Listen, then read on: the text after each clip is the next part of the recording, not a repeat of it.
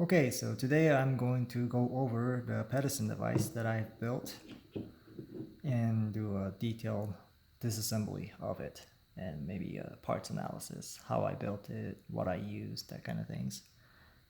And before we begin, if you have not watched the Pedersen device video by C&Rsenal, I highly recommend you do that right now before you watch this, as a lot of things I will talk about will make more sense after watching their video, and especially the animation. That will help a lot. So, moving on. To start off, we have a real firearm. This is Springfield model 1903 Mark I. So, I got this rifle pretty cheap actually because of this weird tack welded rear sight, and also it was missing the bolt. But it still retained all the correct parts, as you can see on this bolt stop and the trigger. So I said, hey, why not? I don't need a bolt. I'm making a Pedersen device. So it all worked out. So in order for your Springfield to be Pedersen device compatible, you need this bolt stop and the trigger. So the bolt stop has these two extra cutouts right here, which allows the device to lock in place once you flip the magazine stop to off position.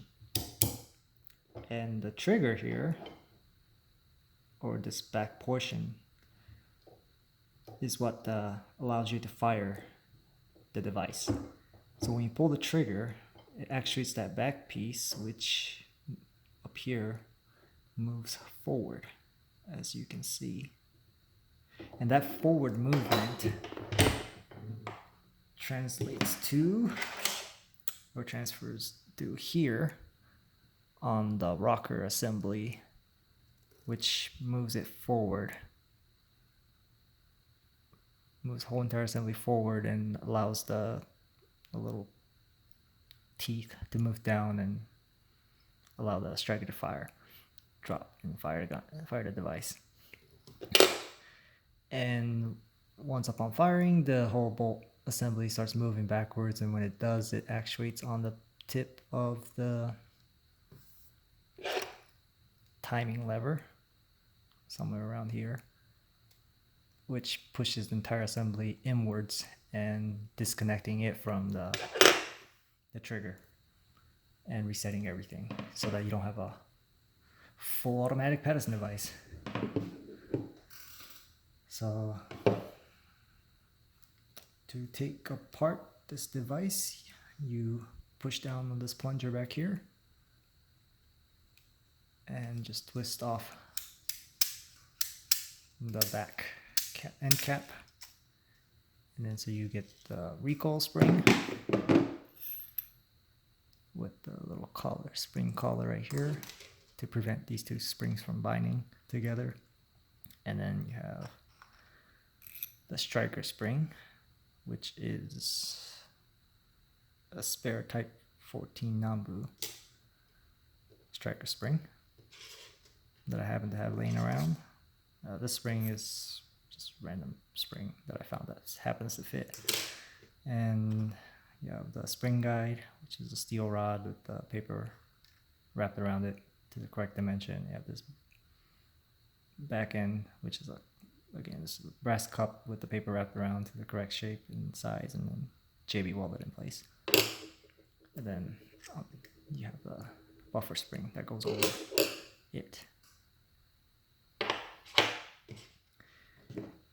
Then we can pull out the plunger spring assembly.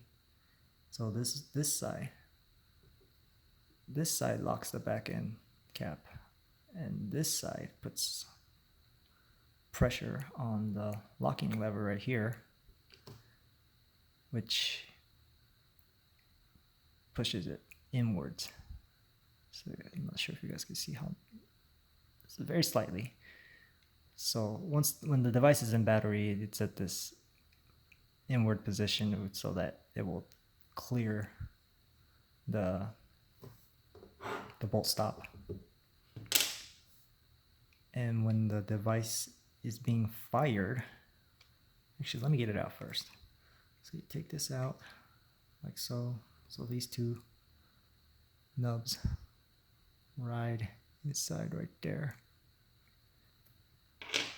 And so you pull the bolt out, and when you do, you want to make sure you have your thumb over the rocker assembly because it is spring loaded. So once it clears, it will do that.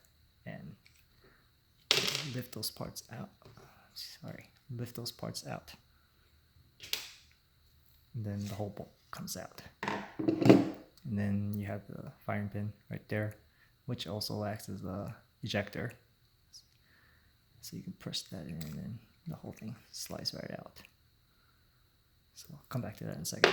So the bolt, or the locking arm, rides inside of this rail right here to prevent the bolt from rocking around. And that hole right there, that cutout right there, that's where the arm sits when the device is in battery. There it goes. And then once the bolt starts moving after firing, it will push, the bolt will push up against the arm, kind of exaggerating right here, but it pushes outwards to put a positive pressure on the bolt stop to make sure the device stays in put. So very, very important piece. And the bolt is just a hollow paper cylinder with an end cap and this big old box in the back, which is filled with birdshot and JB Weld to give it enough mass. So all the writing is just, took a tiny flat tip and kind of basically engraving it in place. And then so you have, you have the extractor, which is built just like a real extractor actually of early pistols. So it's just a piece of spring steel that I cut and dremeled into shape and then heat treated. And I'll probably do a separate video on that. So to get that out, it's just like any other. If you're taking apart early pistols, you just push up and ply forward, and the whole thing just slides right out. So the back end is essentially dovetailed, and then you have this nub right there that fits into that hole and locks everything in place. So that's that.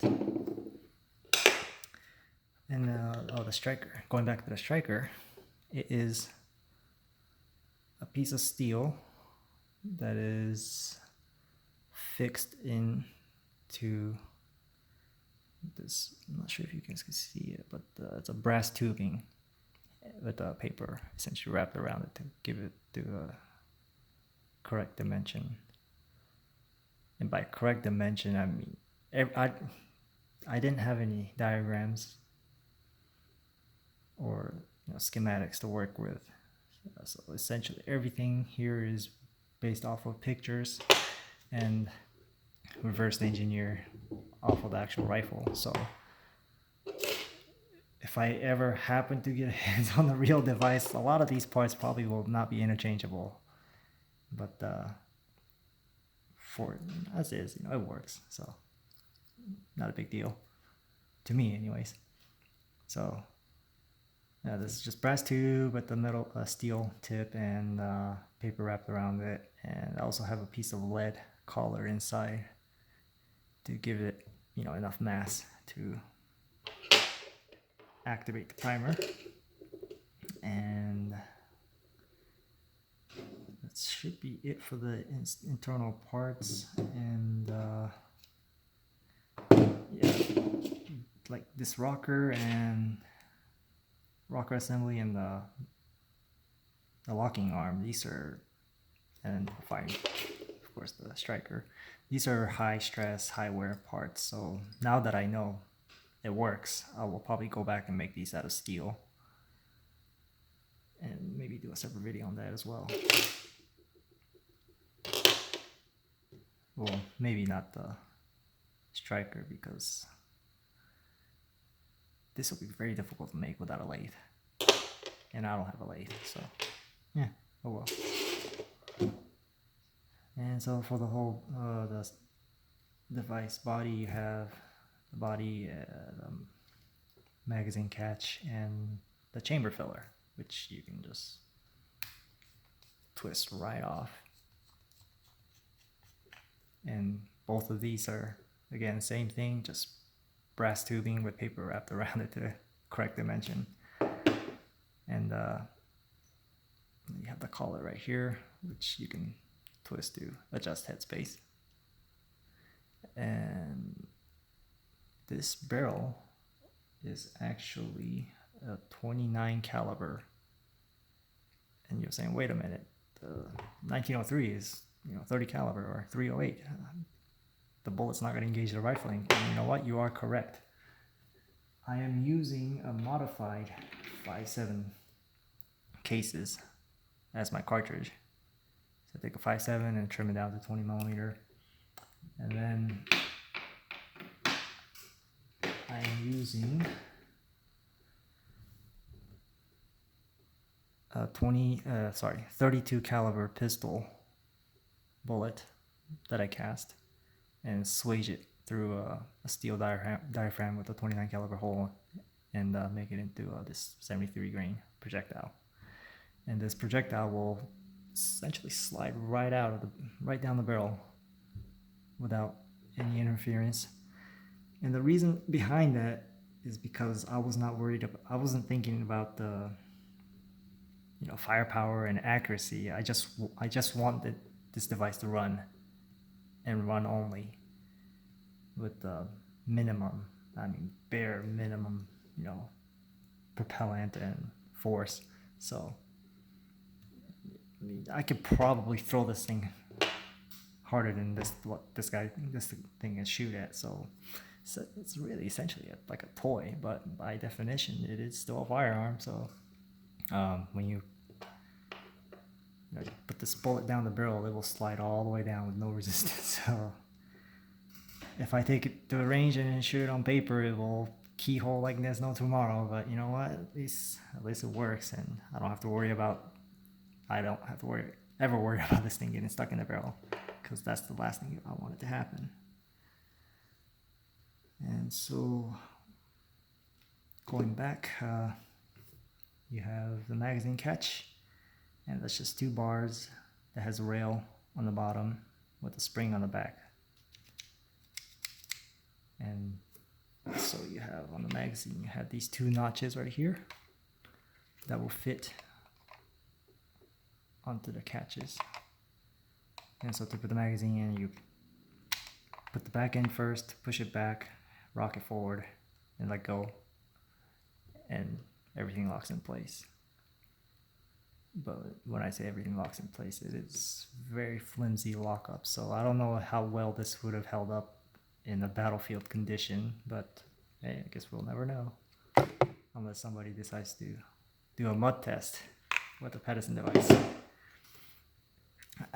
Anyways, moving on. To take this out, I believe with the real thing, you were supposed to push this back all the way and insert like a small flat tip through this hole to keep the spring depressed, and so that you can lift the whole thing out. But I took the creative liberty of just giving enough space to where if you can push it all the way back and then lift up, clear the rail without use of any tools. So these are the rails I was talking about, and then the corresponding ones on the actual piece itself. And then you have the spring, the return spring, which is a piece of spring out of a butane lighter. So you'll know what I'm talking about if you've ever taken apart a butane lighter. Hopefully not a full one, but anyway, so yeah, just scrap spring with a piece of paper clip as the spring guide. So that's and the same thing on the other side. So that's pretty much it, really, as far as the actual device. And the magazine is just piece, just piece of paper laminated together. And and this is actually one of the thing that's different from the real thing is that I believe the real Pedersen device is a double stack, double feed magazine, but because I'm using paper, I can't get enough strength on the feed lips to retain all the rounds. I went with a single feed system, but as you saw in the test fire video, it works just fine, and it makes it actually a lot easier with a single feed because you only have one single point of entry for the cartridges. So it all works out. It's more difficult to load the magazine. That's about pretty much it. So, and to take the magazine apart, you have this end cap with these two tabs that you have to depress simultaneously, and the whole back end will pop out. And I'm not gonna be able to do that right now without the tools. So, yeah, you just have a end cap, spring, and follower. So, just like any other magazine. Except I don't have the proper spring in here, so I have about that much spring and this much filler. So it's essentially a 5-round magazine. But yeah, that's pretty much it. So thanks for watching, guys.